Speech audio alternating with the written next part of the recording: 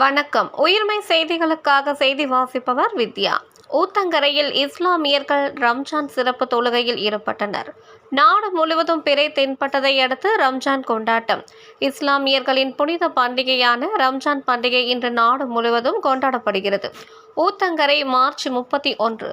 கிருஷ்ணகிரி மாவட்டம் ஊத்தங்கரை சுன்னத் மசூதியில் இருந்து முஸ்லிம்கள் ஊர்வலமாக சென்று அரசு விளையாட்டு மைதானம் எதிரில் உள்ள ஜும்மா மசூதியில் ஒன்று சேர்ந்து கூட்டு தொழுகை செய்தனர்.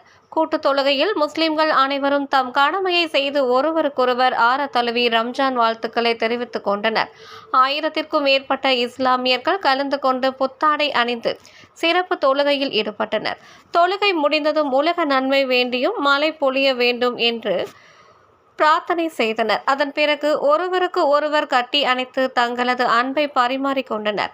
இந்த நிகழ்வில் முத்தவல்லி பதிவு ஜமா செயலாளர் சாகுல் அமீது, பொருளாளர் ஜோக்கர் பாய், கமிட்டி தலைவர் பேரூராட்சி தலைவர் அமானுல்லா, துணை முத்தவல்லி ஷகின் ஷா, ஊத்தங்கரை போலீசார் பாதுகாப்பு பணியில் ஈடுபட்டு வருகின்றனர்.